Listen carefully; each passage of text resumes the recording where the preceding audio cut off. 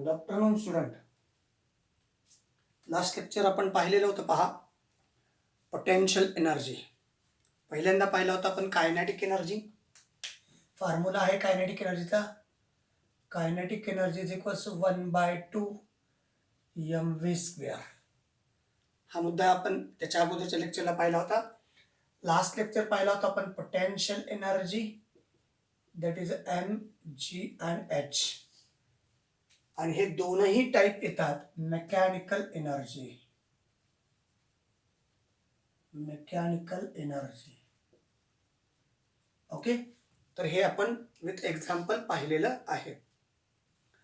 आज आपल्याला पाहायचं आहे ट्रान्सफॉर्मेशन ऑफ एनर्जी. म्हणजे एका एनर्जीचं दुसऱ्या एनर्जीमध्ये कशा प्रकारे ट्रान्सफॉर्मेशन होतं याच्या बाबतीत आज आपण चर्चा करणार आहोत. आज थोडासा थिअरॉटिकल पार्ट आहे. तर what are the different forms of energy. आपल्याकडे किती प्रकारच्या एनर्जी आहेत? तर आपल्याकडे टेक्स्टबुकमध्ये एक डायग्राम रिप्रेझेंट केलेला आहे. त्या डायग्राममध्ये मेकॅनिकल एनर्जी, तर मेकॅनिकल एनर्जीचे दोन टाइप्स आपण रिप्रेझेंट केलेले आहेत, पोटेन्शियल एनर्जी आणि कायनेटिक एनर्जी. त्याच्यानंतर इलेक्ट्रिकल एनर्जी, ज्याचा वापर आपण डेली रुटीनमध्ये करत असतो. हीट एनर्जी आहे, लाईट एनर्जी आहे, त्याच्यानंतर केमिकल एनर्जी आहे आणि साऊंड एनर्जी आहे. These are the different forms of energy. Okay, तर what are the different forms of energy, त्याचा आन्सर आलं का? What are the different forms of energy? There are 6 forms of energy. In mechanical energy also there are 2 types, potential energy and kinetic energy, electrical energy, heat energy, light energy, chemical energy and sound energy. So these are the different forms of energy. Which type of energy is used in each of the following process? खाली काही process दिलेत आपल्याकडं. तर या प्रोसेसमध्ये कुठल्या प्रकारच्या एनर्जीचा use केला जातो, कुठल्या प्रकारच्या एनर्जीचा वापर केला जातो याचं आपल्याला डिटेल सांगायचं आहे. तर 6-7 आपल्याकडे एक्झाम्पल दिलेत बघा. A stretch piece of rubber. ताणलेलं रबर आहे. उद्या लक्षात आलं, रबर ताणलेलं आहे. ताणत असताना, स्ट्रेचिंग करत असताना जेव्हा हे एक्सपान्शन होतं त्यावेळेस कायनेटिक एनर्जीचं कन्व्हर्शन पोटेन्शियल एनर्जीमध्ये होत असतं. जसं जसं हे रबर ताणून एका पर्टिक्युलर ठिकाणी थांबलं, आता टोटल कायनेटिक एनर्जी डिसअपियर झाली आणि या ताणलेल्या रबरमध्ये, स्ट्रेच रबरमध्ये पोटेन्शियल एनर्जी आहे. हे सोडल्यानंतर पुन्हा कायनेटिक एनर्जीमध्ये कन्व्हर्शन होतं. So stretching rubber, a stretch piece of rubber is a potential energy. त्याच्यानंतर fast moving car, second example आहे fast moving car. Fast moving car is a example of kinetic energy. Fast moving car is a example of kinetic energy, कारण ती मोशनमध्ये आहे म्हणून त्याला आपण kinetic energy म्हणतो. Then the whistling of a cooker due to stream.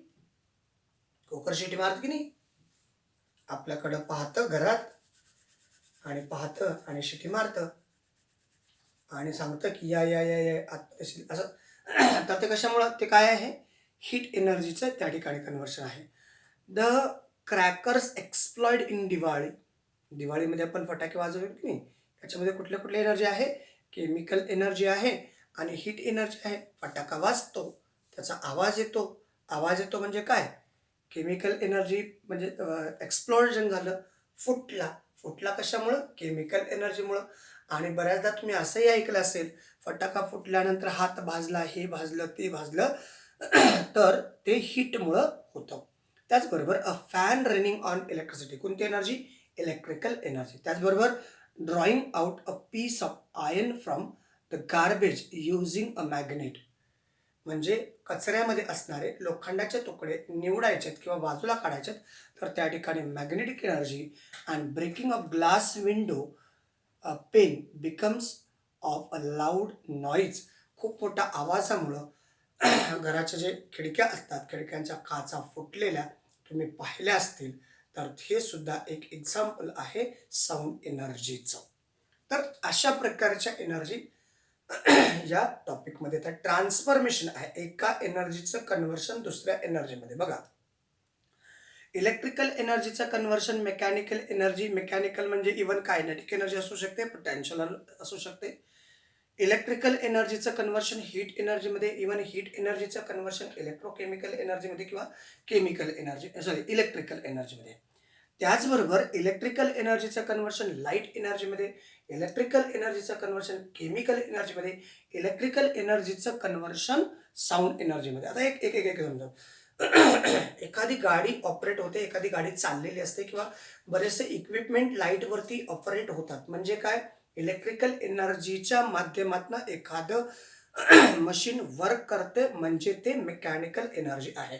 Even बऱ्याचदा असं पण होतं, एखादं मशीन वर्क करतं. एक्झाम्पल देतो, पाण्याची मोटर आहे. एकतर पाणी समजा नळाला पाणी आलं आणि तुम्हाला तुमच्या घराच्या गच्चीवरती पाण्याची टाकी बसवलेली आहे आणि त्या टाकीत पाणी टाकायचं. म्हणजे काय करावं लागेल, ती मोटर जी छोटी मोटर आहे ती मोटर तुम्हाला चालू करावी लागेल.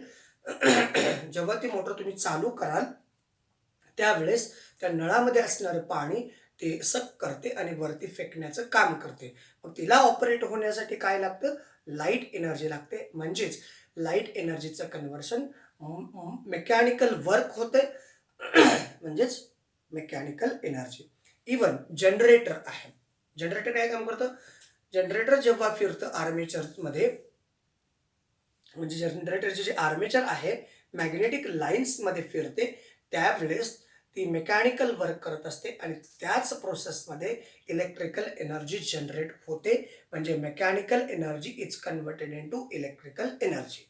दुसरं एक्झाम्पल बघा, बऱ्याचशा व्हेकलला just like a two wheeler, four व्हीलरला बॅटरी असते तसं टू व्हीलरला पण बॅटरी असते.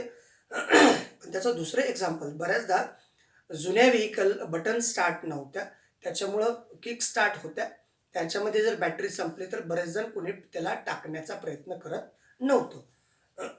मग त्यावेळेस काय व्हायचं, बॅटरी नसेल तर लाईट लागतो कसा, तर त्या ठिकाणी काय होतं, जेव्हा जेव्हा आपण व्हेकल चालू करतो, चालू केल्यानंतर त्या व्हेकल चालू होते तेव्हा त्या व्हेकलमध्ये डायनामो असतो.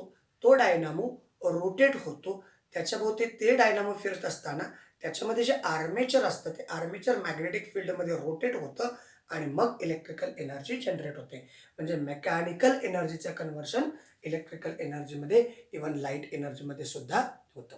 आता इलेक्ट्रिकल एनर्जीचं हीट एनर्जीमध्ये कन्व्हर्शन कसं काय, हीटर पहा, आयर्न पहा, इस्त्री बटन चालू केलं की काय होतं, इलेक्ट्रिकल एनर्जीचं कन्व्हर्शन हीट एनर्जीमध्ये होतं.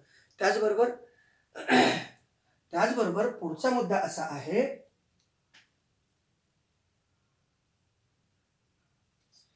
तर अशा प्रकारच्या ज्या वेगवेगळ्या फॉर्ममध्ये एनर्जी आहेत, तर त्या एनर्जी बघा, इलेक्ट्रिकल एनर्जीचं साऊंड एनर्जी वेगवेगळ्या, आपण साऊंड सिस्टीमचं किंवा डीजे वगैरे हे सगळे कशावरती चालतात, इलेक्ट्रिकल एनर्जीवरती. आता बऱ्याचदा जे डीजे आहे ते कॅरी करणारं व्हॅन असतं, तर त्या व्हॅनमध्ये जनरेटर असतं, जनरेटरमध्ये मेकॅनिकल वर्क होतं, मेकॅनिकल वर्क झाल्यानंतर त्याचं इलेक्ट्रिकल एनर्जीमध्ये कन्व्हर्शन होतं आणि इलेक्ट्रिकल एनर्जीचं कन्व्हर्शन हे साऊंड एनर्जीमध्ये कन्व्हर्ट केलं जातं. त्याचबरोबर इलेक्ट्रिकल एनर्जीचं कन्व्हर्शन केमिकल एनर्जीमध्ये सुद्धा होतं आणि इलेक्ट्रिकल एनर्जीचं कन्व्हर्शन लाईट एनर्जीमध्ये सुद्धा होत असतं. तर हे आहे वेगवेगळ्या फॉर्ममध्ये असणारं conversion. Energy can be transfer from one type to another. For example, explode firecracker converted into chemical energy stored in them into light, sound and heat energy. Light पण मिळतं, साऊंड पण मिळतं आणि हीट पण मिळते. तर अशा प्रकारचं एनर्जी ट्रान्सफॉर्मेशन आता आपण पाहिलेलं आहे. त्याच्यानंतर आहे law of conservation of energy.